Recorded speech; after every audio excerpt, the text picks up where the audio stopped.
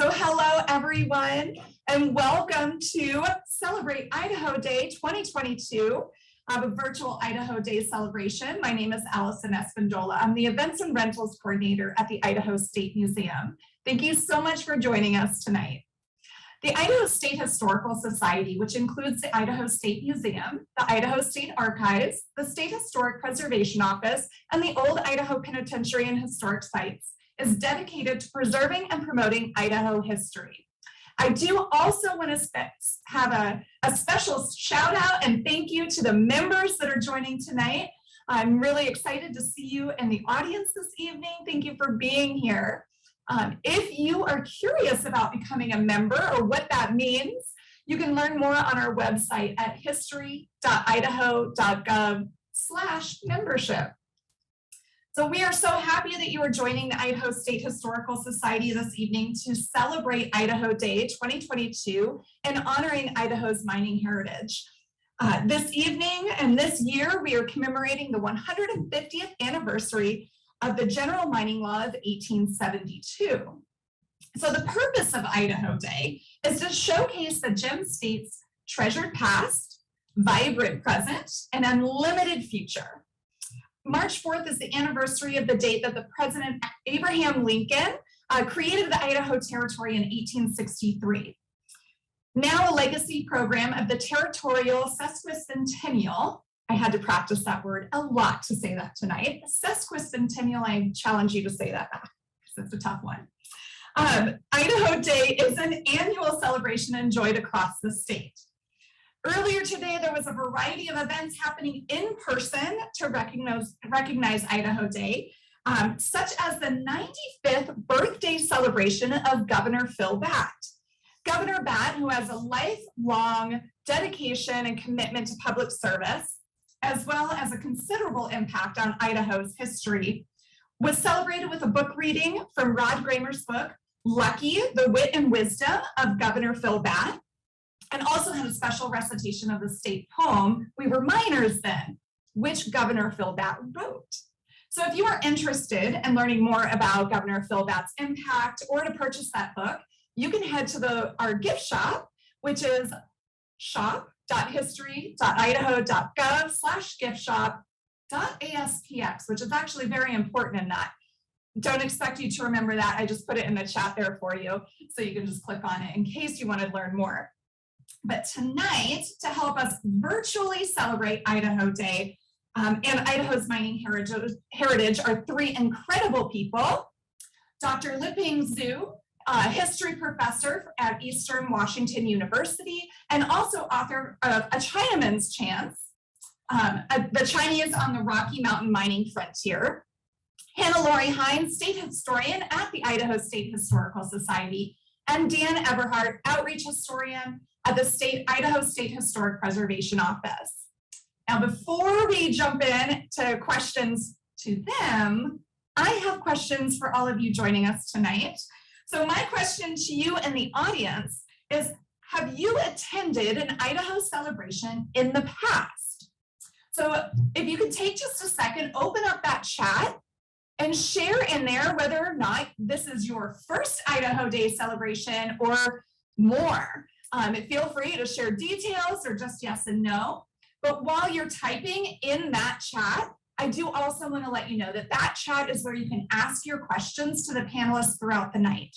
After the discussion, I'll read your questions to the panelists, and we will try our best to get all of those questions answered for you during our time together tonight. Oh my gosh, I'm so excited. I see a lot of folks that this is their first time celebrating Idaho Day, and a lot of people that this is not their first time. So that is so exciting. For those of you that have attended one in the past, feel free to share how many or when or details if you want.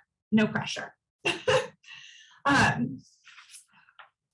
Thank you again for all of you that have shared your experience about Idaho Day in the past, whether this is your first time or your 100th time. Hasn't been going on that long, but close to it. As a reminder that chat is where you'll be able to share those questions, ask questions, share comments. It'll also be where we share those links like Governor Phil Batt's book. So feel free to keep that open throughout the night. Now, We do want to get started with this event with a special presentation on Idaho Day from Governor Brad Little.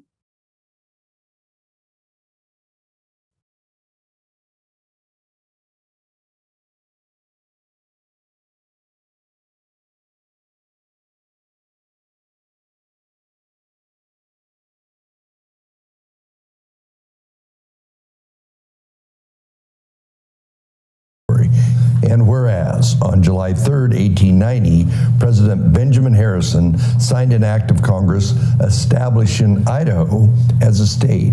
And whereas over the past 130 years, the state of Idaho has brought great pride to our citizens and nation. And whereas Idaho is known for its rich soil, vast and fruitful land, and beautiful mountains that are replete with opportunity, strong family values, and an inimitable spirit of independence and self-reliance. And whereas Idahoans are proud of their history and demonstrate their continued spirit and perseverance. And whereas it is important for all Idahoans to take time and reflect on their roots and their history. Now, therefore, I, Brad Little, Governor of the State of Idaho, do hereby proclaim March 4th, 2022 to be Idaho Day, and I encourage every Idaho citizen to celebrate this great state that we all call home.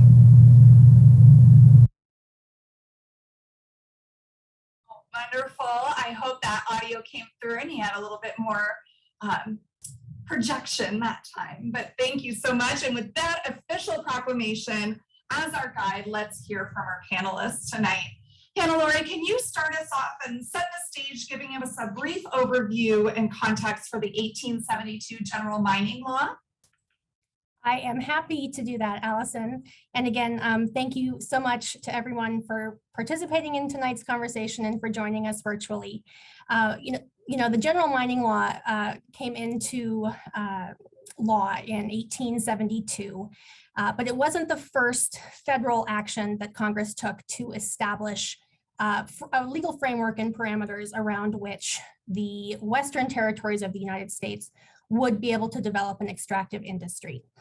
What this law really did was codify or make legal practices that had been developing on the ground in Western territories dating back to 1848 and 1849 when prospectors first discovered gold in California. And so if we consider that kind of marcation in time at 1849, the beginning of mining in the American West, the 1872 law really put the legal framework in place so that mining territories and mining districts throughout the region would have some consistency around how they practiced mining and how they would extract minerals from the earth.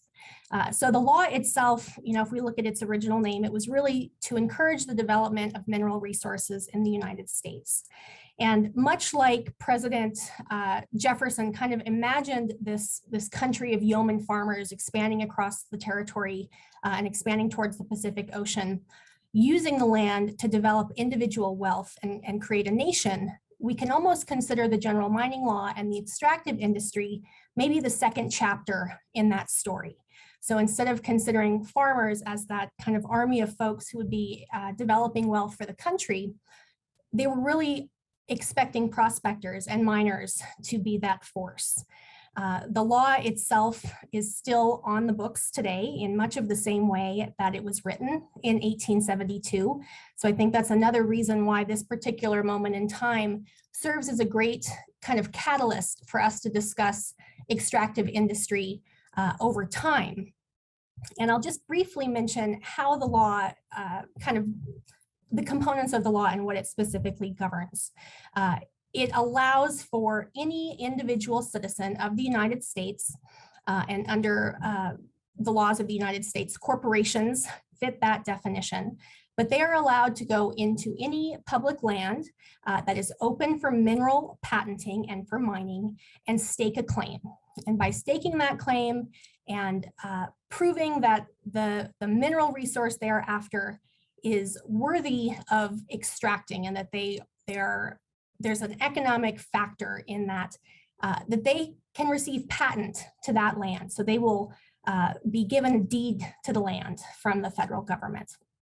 In addition to outlining kind of how individuals can identify and receive patent to mining claims, the law also stipulates what has to happen in that process, which includes, of course, putting your boundaries in place and the requirements of notifying individuals in those mining districts and within your local community that you intend to mine that landscape, and a number of other things that hopefully we'll have more time to discuss as we go through the rest of tonight's program. But again, this mining law, more so than maybe any other piece of federal legislation, opened up the country to a process whereby individuals could acquire deed to land and have an economic opportunity built in. Thank you for explaining that. There's so many components to it and it's so fascinating, but it's something that's still in existence today. Thank you. And Dr. Zhu, can you describe Idaho's role in bringing Chinese miners to the American West? Yes, and now few places in 19th century America attract more ethnic group than did the Western mining frontier, being a major mining regions. Idaho, of course, attract a significant number of Chinese to the territory. In general, in late 19th centuries, American was the move toward the West Coast. That's how we see the nation which is expanded. But you look at the mining frontier, just opposite. It started with on the West Coast and the move toward the interior. So, and by 1860s, China mining rush took place in Eastern Washington. That's today's Idaho, and 20,000 miners rushed to this part of the region. And next slides, please. Chinese by with the times already had quite a bit of experience. They had been mining in California, other region for a decade. So they arrived in Idaho territory around 1865. That large number of Chinese arrive. Mainly they do the mining in Idaho County, Valley County, Custer County, Boise County, and Owyhee County. And next slide, please. And 30 years ago, when I started with doing a dissertation, I tried to do a work on with the Chinese mining experience in Boise County. So eventually I published this book as a Chinaman's Chance, the Chinese on the Rocky Mountain mining frontier, but mainly with the focus on Boise County.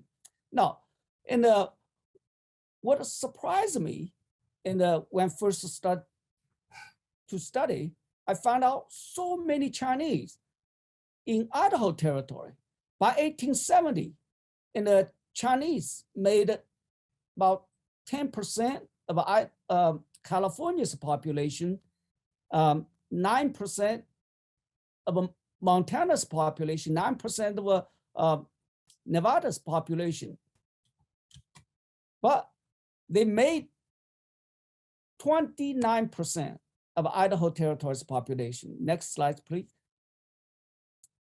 You look at it, and not many people realize how many Chinese were in Idaho. In Boise County, they made about almost 50% of the population. So definitely, Chinese play a very significant role in the first phase of the Idaho's the mining frontier, from the 1860 to in the late 1880s. Then Idaho began to switch to silver mining. Thank you. Thank you. That's such an interesting observation of how that movement of the people came from over in the West and came back into Idaho, and especially right around the time that Idaho was established as a territory. It's so interesting how that all kind of, it comes together in that similar timeline. For Dan, I would love to ask you and find out from you, how did mining impact the landscape of Idaho? Yeah, thank you, Allison. I think when we hear that question, how did mining impact the landscape, we're easily drawn into visions of blasting tunnels or leveling mountaintops or dredging stream beds. But what I'd rather focus less on the physical impacts to the landscape and changes that were made, and instead really talk about the territorial and political manipulations which literally shaped the state of Idaho. That is to say, the physical boundaries, the shape that Idaho assumed over decades, are all really incredibly intrinsically tied to mining and mining history. So we've learned that March 4th, 1863, right? That's Idaho Day. That's because President Lincoln signed Idaho Territory into law. He broke, that is to say, Congress broke Idaho Territory off from the pre-existing Washington Territory. So when Washington became a state, the residual land that was left became Idaho Territory. You have to imagine that for the first couple of years of mining activity in what we now consider Idaho, 1862, 1863, the administration, the political administration of this land was physically in Western Washington. So if you can imagine the reach of the law, the reach of government, the reach of any sort of semblance of settlement, whether it comes to claiming mining spots or anything else, all has to come from Western Washington. So physically, the state, the territory is broken off from Washington in 1863. And then there's a progression of those further divisions of land, all which respond to the question of how are we going to manage this massive amount of physical space created in the West. And so in 1864, a year later, Montana Territory is broken off from Idaho. Idaho Territory had originally had all of what we consider now to be Montana and Wyoming. In 1868, what was left of Idaho Territory became Wyoming Territory. So there was a progression of changes which physically shaped the boundaries of what we now consider. And then moving forward up to 1890, when statehood becomes a topic, there are even more conversations about the further division of the land related to mining.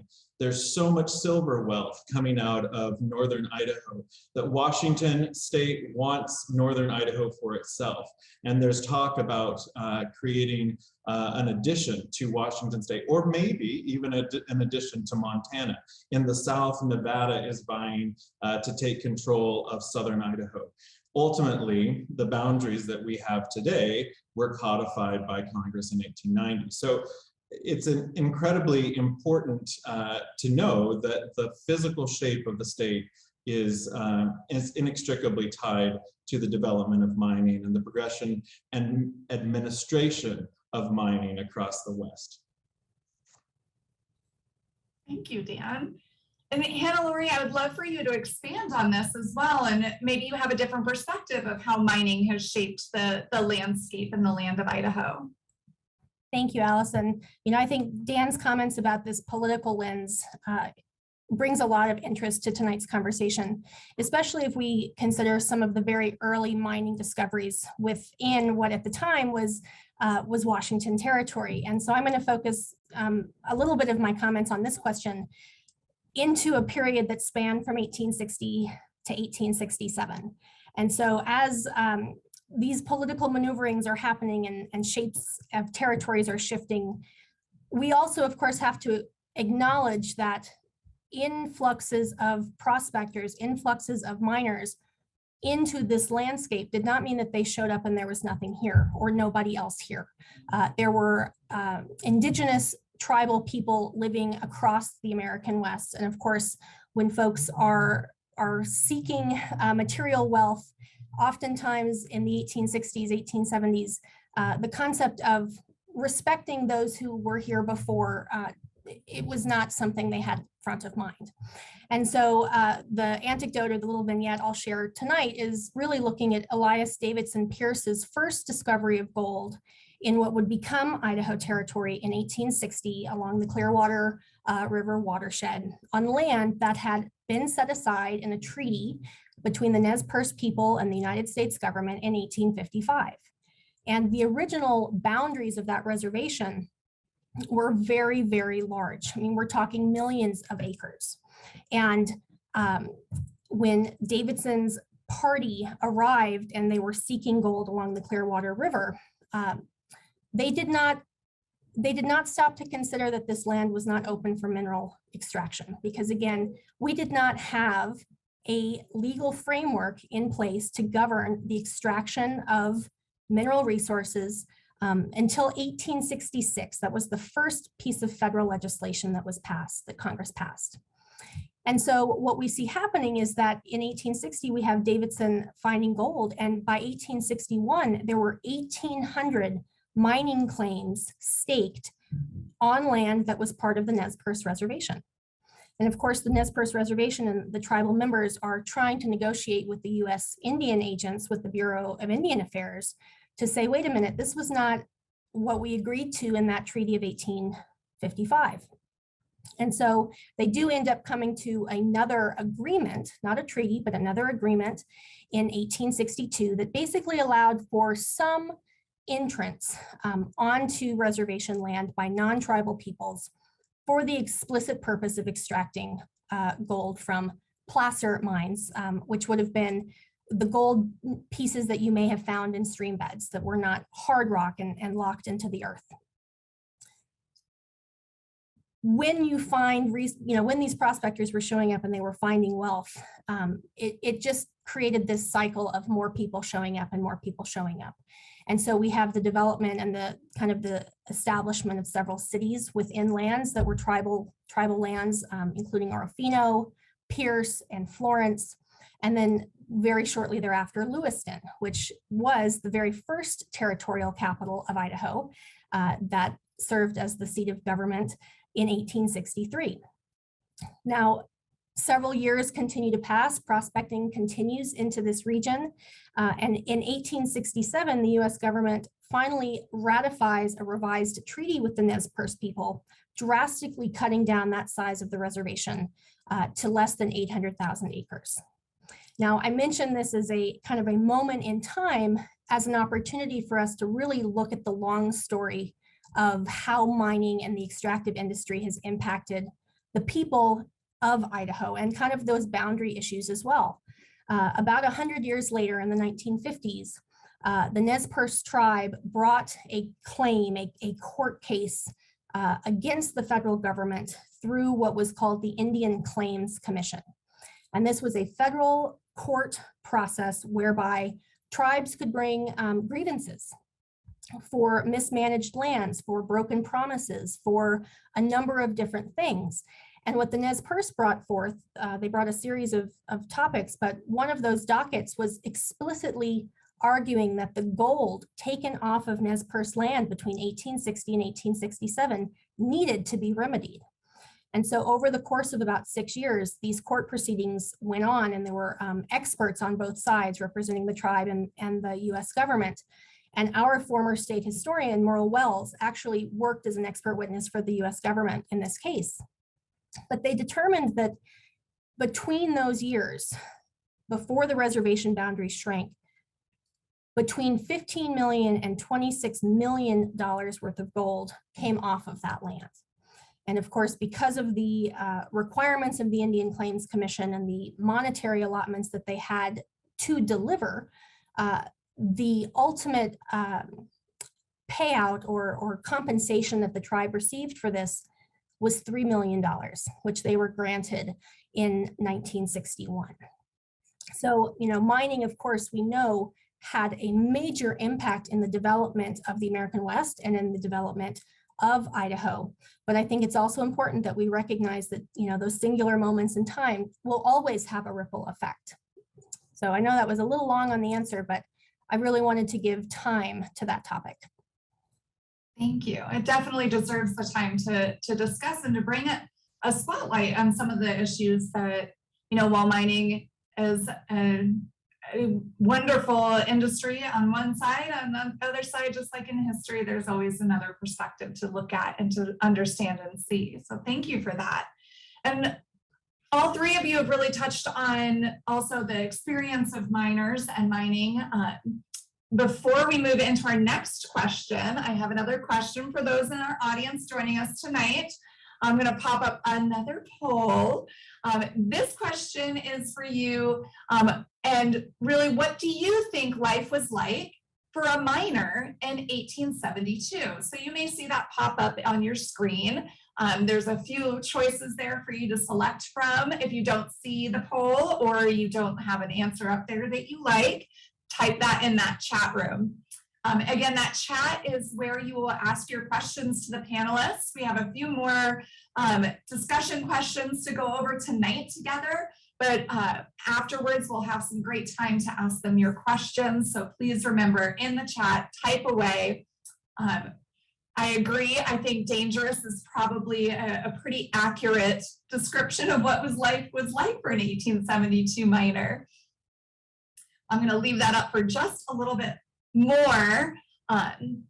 Again, feel free to type other ideas or suggestions of what you think life was like in that chat room. Perfect. Well, I'm going to go ahead and end that. If you didn't get a chance to vote your opinion, feel free to type away. But my next question is very similar, and I'm going to toss that over to Dr. Zhu. I would love for you to explain a little bit about what life was like for Chinese miners. Yes, it's a great questions. And when I was doing my research 30 years ago, in addition to find this, which is a large number of Chinese, and the one which is the Idaho experience, which is the Chinese, struck me most is the success story. And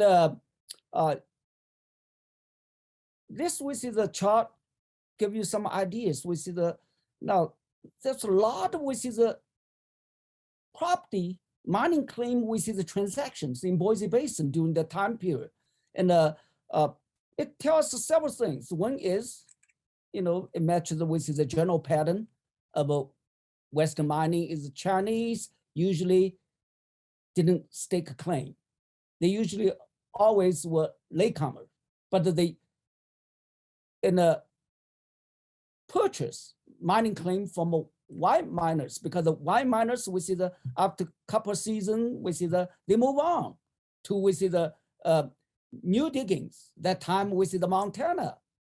We see, that time is still Eastern Idaho. Today's Montana open up the mining field.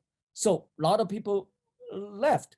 So they purchased the mining claim at the very, with a good price. And not just with the lot, with the mining, with the claim transactions. Also look at the price. And the values, usually mining claim runs from with the $200 to as high as several thousand. In one case, the price reached $10,000. You look at it, and now $1 of 1870s is equivalent to today's $22. So give you some idea. It's not very cheap. And what that means, the Chinese, which is probably they did quite well. They know which is they can make more money from this. And they also through with the leasing, the mining claim, or sign a contract with the white owners with the take with the percentage of the proceed from the with the mining claim when they work, either 30 or 70%. Okay, next slides, please. And also another aspect is to show you with the cooperative effort. You look at it with the picture on right, and the white miners and the Chinese will work together. And in many cases. And next slides, please. And also we see the they were able, because it was successful, we see that they were able to build a very, we see the active, we see the viable, we see the community in Idaho City. And that time we see that at one point, there were several hundred Chinese in Idaho City. Also, we see that they were in, we see the Pioneerville, Centerville, other regions. So, and one we see the family, the next slide, please, and was a low-key family. He was among the, we see the first, we see the miners, we see the arriving Idaho after a few decades, we see the minings. Later, he opened a general store, and in 1906, he took the large family, we see the back to China because he made the money. And some claim he made a total of $60,000. Some say we see the $90,000. So basically, it's equivalent to today's $1.5 million or $2 million. So that's a true, this is a success story. And so that's why we see for my book title, I played we see the phrase, a Chinaman's chance. In 19th century, usually if a person doesn't have any, we see the chance, they will say, you don't even have a Chinaman's chance. So I kind of play the phrase a little bit. So we see the story. So I made we see basically my theme, or we see the main argument is, hey, in Idaho, many Chinese miners were very successful. At least we see in this region.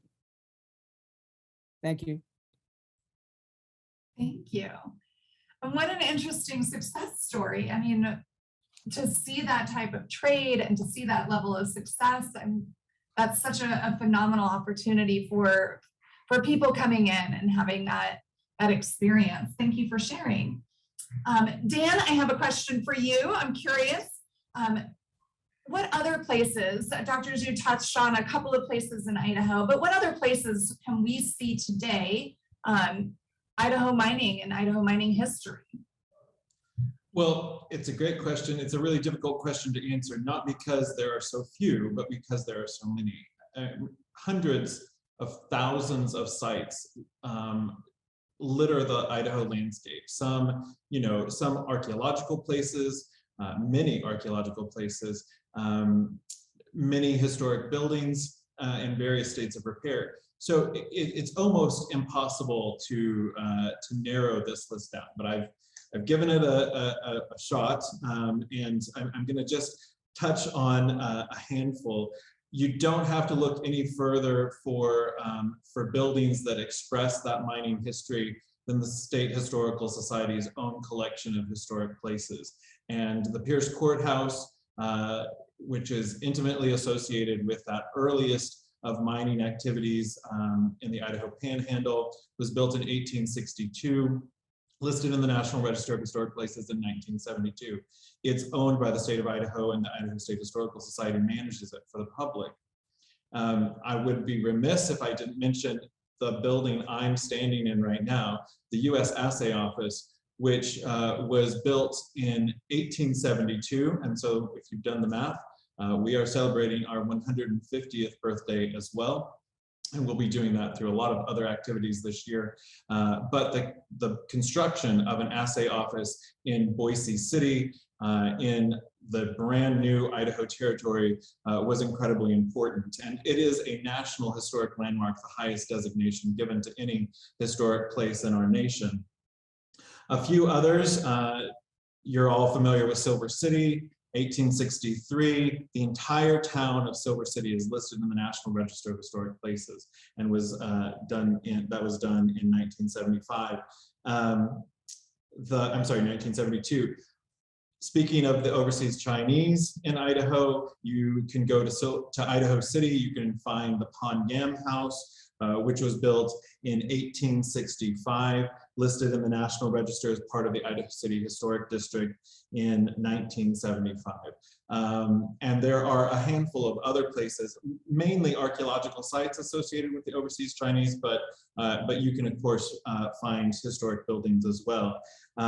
Moving a little further ahead in time, Idaho's Silver Valley in northern Idaho is an incredibly rich mineral repository of silver and lead, and the Hecla Star Complex at Burke, which is just 4 miles north of Wallace in the Silver Valley, is this incredible and intact representation of the extractive industry in the 1920s. It's in semi-ruin, but it's still owned by the Hecla Corporation, and you can find today, without trespassing, you can see this incredible operation at Hecla Star from 1923. A little bit further on the road, a different type of extractive mining, dredging, the Yankee Fork dredge near Chalice on the Yankee Fork of the Salmon River was built in 1940 to churn up the riverbed and find small, fine particles of gold and precious metal. It operated for only a dozen or so years altogether, and is now a historic site listed in the National Register of Historic Places in 2021. And something more whimsical and something you might not associate with mining per se, the miner's hat in Kellogg, Idaho, again in the Silver Valley, is sort of following the tradition of the mining related buildings, except this time it was a drive-in restaurant in the physical shape of a miner's hat, complete with a carbide lamp. You can find all of this information in the National Register of Historic Places and via our website, history.idaho.gov/NRHP, National Register of Historic Places. If you want to look for mining sites in Idaho listed in the National Register, you don't have to look far. Thank you for that. So it sounds like a really great resource, that National Historic Record. Messed that up. I messed it up, Dan. National Register of Historic Places. There you go. National Register for Historic Places. Perfect. We're going to get that into the chat for you all as well, so that you don't have to be like me and mess that acronym up. But thank you for sharing. It sounds like there are some pretty incredible places from really the top of the state to the bottom of the state and all throughout, with a really rich history and a lot of really great places. I don't know about you, but if anybody else just wrote down to go see this Mining Hat drive-in restaurant, I did, and that's going to be an amazing road trip. So hope you took that down. I do want to bring this into a present day conversation, and HannaLore, can you kind of talk about the impacts of the general mining law in Idaho today? Yes, I absolutely can, Allison. And to jump from 1872 to 2022, we do need to give a little bit of context over that span of time.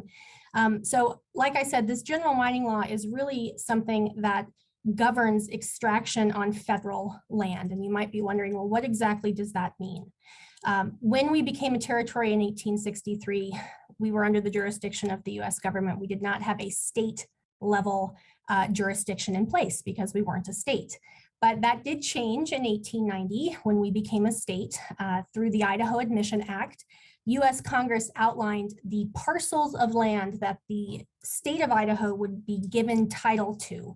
And we received, several 100,000 acres of land which would help fund important institutions in the state, including hospitals and schools and a number of other things. Over time, through other various pieces of federal legislation, people could acquire title to land through the Homestead Act or the Desert Land Act.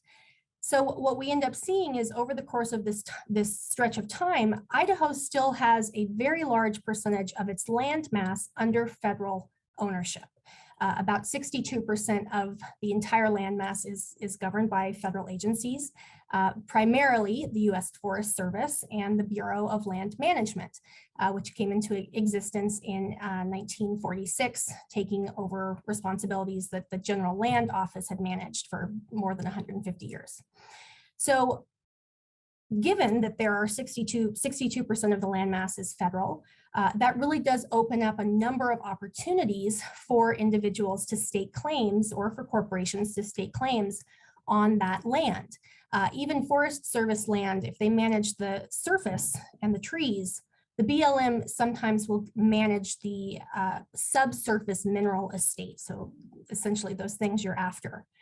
But over those 150 years, there have been places and changes to the law that have impacted how Idahoans or other US citizens can benefit from the enormous mineral wealth that the state offers.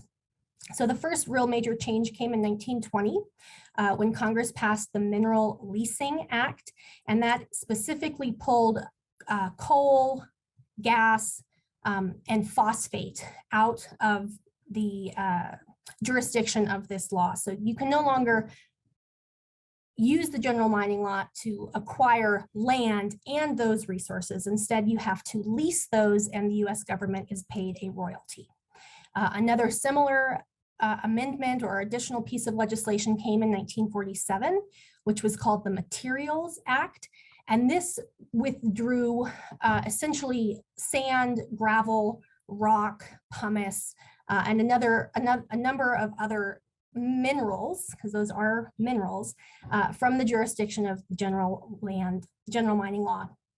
And so again, that kind of limited what people could acquire. But while Congress recognized that there were limits that needed to be imposed, national interests also dictated how individual Idahoans and corporations, again, could take advantage of these mineral resources. So for example, in the 1950s, kind of as we're coming out of post-World War II, and we are kind of in the heart of Cold War and Korean War conflict, there was a huge push by the US Atomic Energy Commission to really seek out mineral resources that had the potential to help support nuclear energy. So we're looking at uranium mining. And so in 1950, there were 39 prospects staked throughout eastern Idaho to try to determine whether it was worth mining uranium to support our nuclear efforts. Later on, while we get into the 1970s, of course, Congress passed a number of environmental regulations and laws that helped improve the environment. And of course, the extractive industry can have a negative impact on the environment. And so those laws, included the Clean Air Act and the Clean Water Act. But the most important one that was passed with regards to mining was the 1976 Federal Land Policy and Management Act. And that really required federal agencies to look at their multiple use mandates and recognize that it really was in the best interest of the United States to own federal land and to not give all of this federal land away. That's a major mind shift in the way the federal government has acted over several centuries. And then to get to today, of course, there is still extraction going for those minerals that really put Idaho on the map, literally, gold, silver, lead. But if we look at where the economy is going and where the world is going, there's another resource that's native to Idaho that's going to have an impact, and that's cobalt. And you might put a poll up or a chat question as to what is cobalt used for? And it's essential for batteries. So if we're looking at electric vehicles, cobalt is going to be required. And in 2000 2018, the price of cobalt was $43 a pound, which was high enough for the cobalt belt, which sits in Limhi County, to go through a prospecting period. And so there are currently claims that are being worked to determine if it is profitable enough to extract cobalt from Idaho. And I'll say that that particular cobalt belt is the only national deposit of cobalt in the United States. So again, if we're looking to become energy independent, that may have to be something we work towards in the future. Thank you. Well, that is fascinating. I did not know about cobalt, and it makes you really think about that shift in energy use and supplies. So finally, I want to ask Dr. Zhu, I would love for you to share a little bit more about Chinese, and did the Chinese miners stay in Idaho and stay in the West?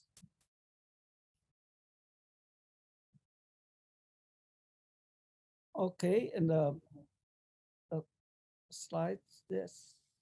And thank you for the questions. And the golden era with Chinese mining in Idaho from we see the mid-60s to late 80s. By 1900, most of the Chinese left Idaho. There are several reasons. One is we see the depletion of plastic gold in the region. For example, we see 1865, 66. Each year we see the Boise Basin produce 250,000 ounces of gold. By we see the late 70s, only 25,000 ounces of gold, basically dropped by 90%. And also the general picture, the Idaho, we see the, as well as we see the American West in general, is in the mining industry making shift from gold mining to silver mining. And doing silver mining is more complicated, require we see the more capital. You have to sink a shaft or to more, build the smelters. So individual miners couldn't do it. So that's why Chinese, we see the didn't go to silver mining. And they were more, we see the individual, we see the a small scale kind of a mining.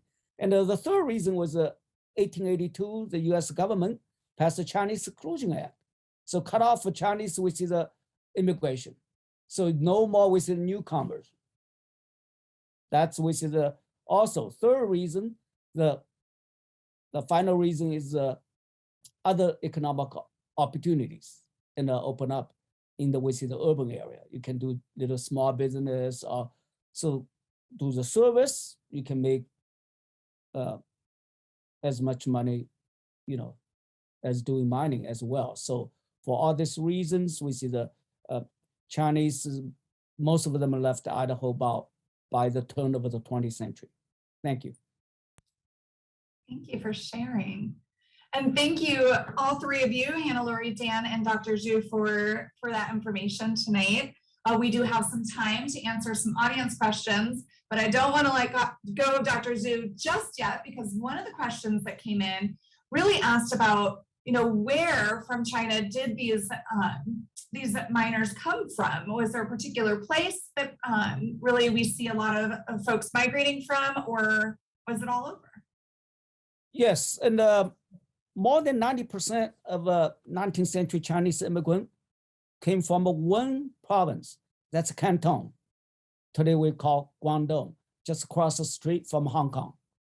So the southern part, because it's we see the seaport, and most of it. Thank you.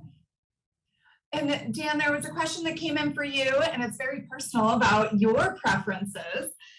So what historic mining site do you want to visit or find especially interesting? Well, it's hard to choose. It's like choosing from your children. And so but of course everyone has a favorite child. So ultimately you can answer that question.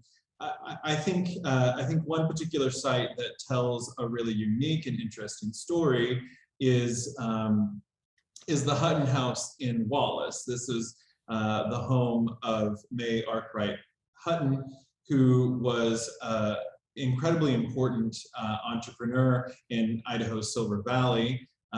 She ultimately decamped for Spokane, as most of the wealthy miners of the Silver Valley did, investing in real estate and politics in Washington, where she was an early suffragette and an early politician working for women's rights. So you don't have to go very far. You don't have to go all the way to Wallace. If you're down in Boise, you can find lots of places close by. One of my favorite places places to hike is to the Edelman Mine, which is just up Highway 21 on Lucky Peak. So there's lots of places, but maybe start with the Hutton House in Wallace. Thank you. I did that Edelman mine hike one time, and I brought my kids, and that was a challenge, but it was a beautiful experience. Did you learn which of your children was your favorite? That I cannot say out loud. I'll tell you later. So we have time for one more question. I want to throw this over to HannaLore. And the question came in that, have there been many recent challenges to the 1872 law? And what do you think the future of the law should be? You know, that's a great question. And if you look back through the congressional record, which is essentially the transcript of what has happened in the federal Congress, you know, session over session, year over year, you start to see efforts to either dismantle entirely or greatly revise this law, because again, in a lot of ways, it still exists exactly as it did in 1872, whereby an individual can go out onto the public land, stake their claim, put up boundaries, whether those are with rocks or tree stubs or whatnot, and you go to your county courthouse and you say, I would like to stake a claim, and then you can acquire title. So what one of the biggest and most recent impacts to the law happened in 1994, where Congress actually put in place a moratorium on mineral patents. And so a mineral patent is different from a mineral claim in that staking the claim and seeking the land and trying to identify whether it's worth working, that all can still happen. You can still work the claim, you can extract the minerals, you can make a profit if you are lucky, and if you have capital to really work the claim. But what the moratorium did is it stopped individuals from acquiring the deed to that surface land and the mineral estate beneath it. The moratorium is in place today, and although Congress is kind of piecemealing this moratorium session over session, I'm the historian, so I don't like to project what I really think is coming in the future, but based on those historic trends, I would imagine that moratorium is going to stay in place. Fantastic, thank you. So we do have so many more questions coming in. I appreciate it. We aren't going to get to all of them tonight. Dr. Zhu, I want to throw one last one for you. I think we have a couple of minutes for it. But did the Chinese miners come with the intention of settling and the intention of staying, or were they envisioning this more of a transient occupation? No, most of the Chinese had no intention to stay permanently in the United States. Like, many other European, we see the immigrant, they also, we see the, travel back and forth. So there we see the number one goal is to make money and return home. Perfect. Thank you. Well, that just about wraps us up tonight. So I'm sorry if we didn't get to your questions, but we tried and we're just about there. But thank you again for joining us for celebrating Idaho Day 2022, the virtual Idaho Day celebration. and for celebrating the 150th anniversary of the General Mining Law of 1872. Thank you to our special guests, Dr. Liping Zhu, Dan Everhart, and HannaLore Hein for joining us. Before we officially wrap up this evening, there's a few things that I do want to mention to you out there in the audience. So before you hang up tonight, when you are done with this evening, there is going to be a short survey that'll pop up in a window for you from Zoom. Please take a moment to answer those 6 questions. It should take you just a second to get through that. It's very important to us that we continue to offer exceptional experiences to you, our visitor. And the only way that we can do that is by finding out more about what your experience was like tonight and whenever you attend anything with the Idaho State Historical Society. The other thing is, if you would like to know more information about Dr. Liping Zhu or to purchase his book, A Chinaman's Chance, you can visit our website at store.history.idaho.gov/giftshop.bspx. Another really long one there for you, so it's going to be in that chat. If you missed any of the links or information that was shared tonight, you will be receiving an email tomorrow with those in there. So if you didn't get a chance to click on them or write them down, don't worry, you'll get a chance tomorrow. So make sure you open that up and click away for what you're interested in. Also, most of this information is just available on history.idaho.gov, and then you can click around in there too. Commemorations inherently ask us to remember. When we remember, we think. When we experience, we feel. Idaho Day offers us all an opportunity to reflect and feel. And my hope tonight is that you have this opportunity and will go into the rest of your night proud of Idaho and moved by its past, present, and future. Thank you so much for joining us tonight, and have a great evening. Bye.